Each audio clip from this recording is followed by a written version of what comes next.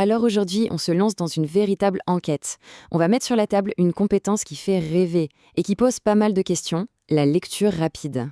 Et voilà, la grande promesse, celle qu'on entend partout, vendue par des champions autoproclamés. Mais sérieusement, est-ce que c'est vraiment possible? Ou est-ce qu'il y a anguille sous roche? C'est exactement ce qu'on va décortiquer. Pour commencer, il faut bien avouer que l'idée est sacrément séduisante, non?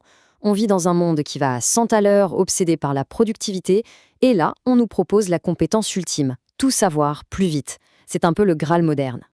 Regardez-moi ça, la liste est belle, hein? C'est le rêve qu'on nous vend sur un plateau. On nous promet de révolutionner notre cerveau, passer de 250 mots par minute à plus de 1000. Et le tout, attention, en comprenant et en retenant mieux. Franchement, qui ne signerait pas pour ça? Et c'est exactement là que ça nous touche, c'est ça qui fascine. Imaginez, pouvoir avaler des bibliothèques entières, apprendre une nouvelle compétence en un claquement de doigts. En fait, cette promesse, elle vient calmer une angoisse qu'on connaît tous, se sentir dépassé par la montagne d'infos qu'on doit gérer chaque jour. Bon, le rêve, c'est bien beau, mais maintenant, place à la réalité. On va confronter tout ça aux faits, aux preuves scientifiques, celles qui viennent de la biologie et de la science cognitive. L'heure du crash test a sonné. Premier mythe à dégommer, cette fameuse petite voix dans la tête qu'il faudrait absolument faire taire. C'est l'argument numéro 1 des vendeurs de lecture rapide. Sauf que, la science nous dit tout l'inverse. Cette voix, ce n'est pas un bug, c'est une fonctionnalité essentielle. C'est elle qui aide notre cerveau à comprendre le sens et à mémoriser. Vouloir la supprimer, c'est comme essayer de courir un marathon en s'attachant les pieds. C'est du sabotage. Deuxième pilier du mythe, qui s'écroule lui aussi. L'idée de lire des phrases entières d'un seul coup d'œil, c'est de la pure science-fiction. Notre œil, il ne fonctionne tout simplement pas comme ça. On a une toute petite zone, la fovea, qui voit net. Tout le reste, c'est flou. C'est une contrainte biologique, point. On ne peut pas la contourner. Alors, concrètement, ça donne quoi en chiffres? Ce graphique est très parlant. En moyenne, on lit autour de 230 mots par minute. Un bon lecteur, lui, va monter à 350. Et les lecteurs vraiment exceptionnels, ils peuvent atteindre 500, peut-être 600 mots par minute. Mais attention, c'est le plafond de verre. Au-delà, la compréhension dégringole. C'est inévitable. Et ça, c'est le point central de toute cette histoire. C'est ce que les scientifiques appellent le compromis vitesse-compréhension. C'est une loi fondamentale confirmée par des décennies de recherche. On ne peut pas avoir le beurre et l'argent du beurre.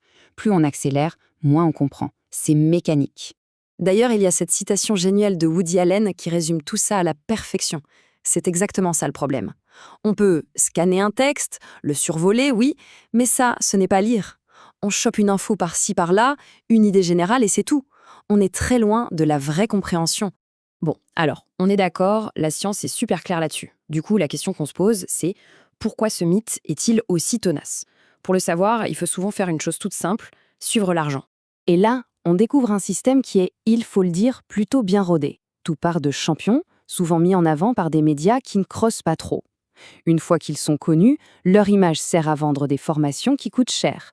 Et pour boucler la boucle, on organise des championnats pour créer de nouveaux champions qui vendront à leur tour des formations. C'est un cercle marketing bien pensé. Et ces fameux championnats du monde, eh bien quand on gratte un peu le vernis, c'est assez cocasse.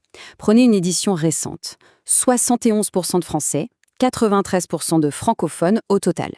Pour un championnat du monde, c'est un peu léger, non ? Ça ressemble quand même plus à un coup de pub pour le marché francophone qu'à une vraie compétition internationale. Mais le plus dingue, ce sont les conflits d'intérêts. Les organisateurs sont aussi juges. Les juges sont parfois aussi participants. Et pour avoir le droit de participer, il faut souvent avoir payé la formation de l'organisateur. Et le test en lui-même, il est souvent basé sur la recherche de noms propres, facile à repérer. Ça teste la capacité à scanner, pas du tout à comprendre un texte en profondeur. Voilà, le mythe est par terre. Le business model est exposé.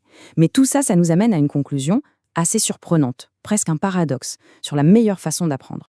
Ça peut paraître complètement contre-intuitif, et pourtant, c'est la clé. Pour que les informations s'impriment vraiment dans notre cerveau, pour qu'elles deviennent de la connaissance solide, il n'y a pas de secret. Il faut lui laisser le temps de faire son travail. C'est ce qu'on appelle la lecture profonde, ou le deep reading. Et c'est tout sauf passif. Quand on lit lentement, on fait bien plus que déchiffrer des mots. On dialogue avec l'auteur, on fait des liens avec ce qu'on sait déjà, on critique, on réfléchit. C'est comme ça qu'on construit un vrai savoir. Alors au final, que retenir de toute cette enquête? Eh bien, peut-être qu'il est temps de revoir complètement notre façon de voir la lecture. On doit vraiment se détacher de cette obsession de la performance. Un livre, ce n'est pas un email à traiter. Ce n'est pas une tâche sur une to-do list. C'est une porte ouverte sur l'esprit de quelqu'un d'autre. Et pour que la conversation ait lieu, il faut s'asseoir, prendre son temps et écouter. Et les bienfaits, eux, sont bien réels et prouvés. Lire lentement, ça détend, ça nous rend plus critiques. Et surtout, c'est la seule et unique façon de vraiment apprendre et de se souvenir. Pensez-y, on se souvient tous d'un livre qui nous a marqué, qu'on a lu attentivement, mais qui se souvient d'un livre qui l'a speedreadé? Alors, pour finir, on pourrait se poser cette question. Et si, dans cette course folle à la vitesse, on avait tout simplement oublié l'essentiel? Si le vrai super-pouvoir, ce n'était pas de lire plus de livres, mais de mieux les comprendre?